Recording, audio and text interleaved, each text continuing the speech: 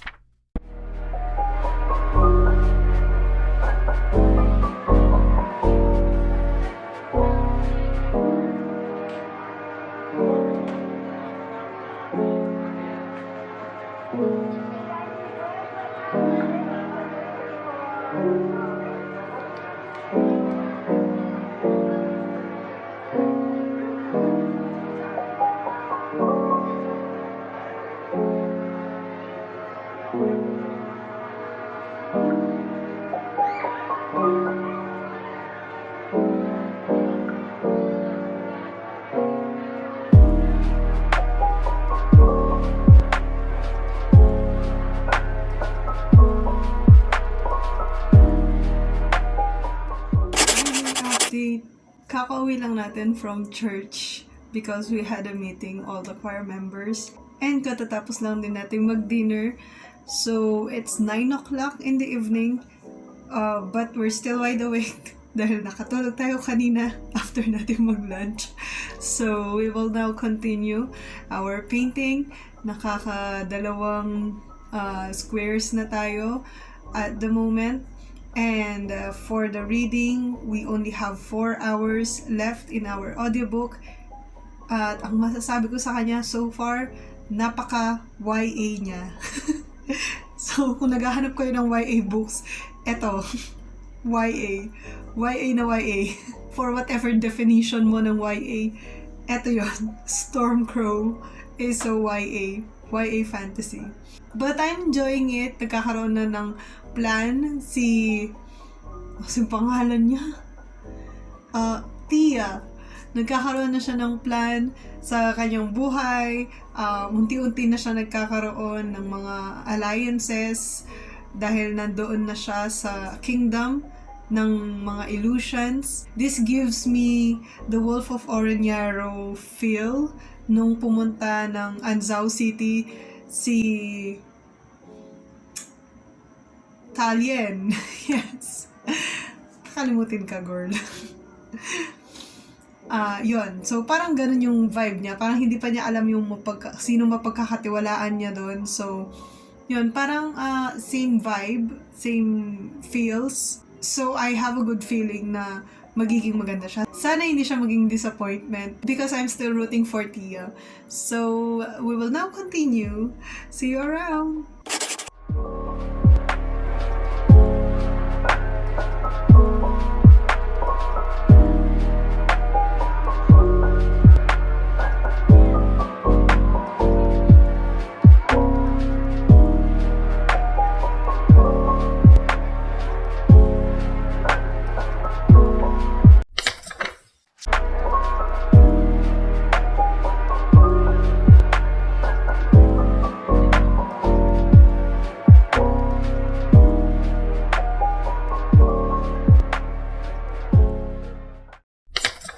Welcome to the wrap-up session.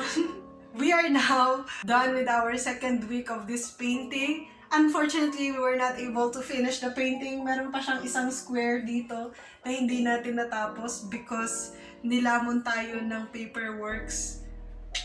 Hindi tayo natapos sa painting natin for the second quarter, but we will do that on the next week or the last week. But we will do that. Of course, we will finish this painting. We will do our best to finish this in 4 weeks, kaya just hold on.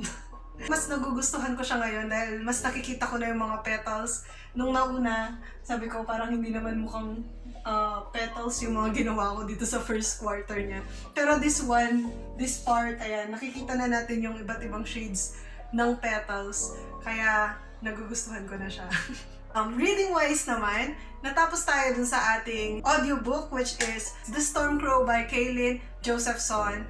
And this is under the prompt mental health because this book illustrates depression on our main character. Athena suffered depression. Hindi siya lumalabas sa kwarto niya, parang wala na siyang ganong mabuhay kasi nawala yung mga crows, nawala yung kanyang mother, nawala yung queen. Everything was destabilized. Wala nang natira sa lahat ng mga tinitreasure niyang bagay.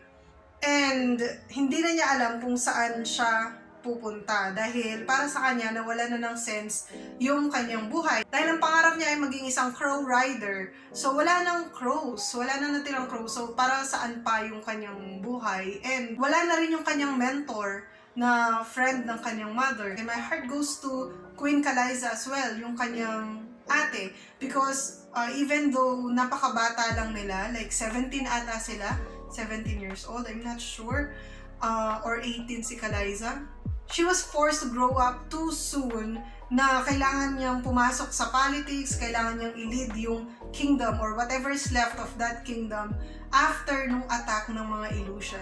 And one of the decisions, heavy decisions na kailangan niyang desisyonan ay yung pagpapakasal ni Athena doon sa crown prince ng illusion. And remember yung illusion, yun yung army or yun yung kingdom na nag-attack doon sa kanilang kingdom. Di ba napaka-heavy ng kanyang burden sa buhay? Ililid mo yung kingdom na to na you are too young to do that but you are next in line and you cannot do anything about it but just to grow up and accept the crown. And so, my heart goes to Kalyn. And I also empathize with Athena. Sabi ko nga, this book talks about mental health. Most of the time, yung mga friends natin in extreme sadness, hindi naman talaga nila kailangan ng advice talaga eh. Although, they need it, but hindi yun lang ang kailangan nila. They also need somebody to listen to. Maybe we could do our part and be active listeners and attentive listeners. Now, kapag sinabi mong attentive listeners, nakikinig ka para maintindihan mo siya, hindi para mag-reply ka or magbigay ka ng advice. Okay, let's leave the advising part to the professionals. So if you know somebody who is suffering mental illnesses or mental conditions, please do contact professionals. I will be looking for hotlines that we could contact in case we need somebody to talk to. And actually, we can talk in the comment section or you can send me a direct message if you want somebody to listen to you. Just hold on, better days are coming. So that's that for the mental health and characters. This book gives me the Wolf of Orenyaro vibe. Para siyang batang version or younger version ni Quintalien. Kasi one tragedy leads to another tragedy, one betrayal leads to another betrayal, and we meet a lot of characters. Si Quintalien, di ba, ang pinuntahan niya doon sa Anzao City ay yung husband niya. In this case, batang version, so parang fiancé pa lang niya, so husband-to-be pa lang niya, pinuntahan niya doon sa Illusia. And may mga nakilala tayong characters na sana hindi mag-break ng heart ni Athena because Athena is a dear character na gusto ko siyang manalo and gusto kong ma-revive niya yung mga crows. On that note, my issues comes next. Main issue is that this book ended so abruptly. Nakakainis. Yung akala ko may susunod pa, tapos bigla, I hope you enjoy the production of this audiobook. Hala, tapos na. So, ganun. It ended abruptly. May mga, abruptly para sa akin kasi may mga questions talaga ako about the magic system, about dun sa crows, about sa mga history nila, and about dun sa mga characters, mga history nila, yung history ng kingdom, mga backstories, ganun. Ang dami kong questions, and they were unanswered. Maybe that's a marketing strategy for the readers to read book 2. It's working! Kaya yun, excited akong basahin yung book 2 para matapos ko itong saga ni Athena in the Illusion Empire. So overall, I'm giving 4 stars for this book at the moment. And that's all for this week. Thank you watching. This has been Marty, and I'll see you again next week. Happy reading!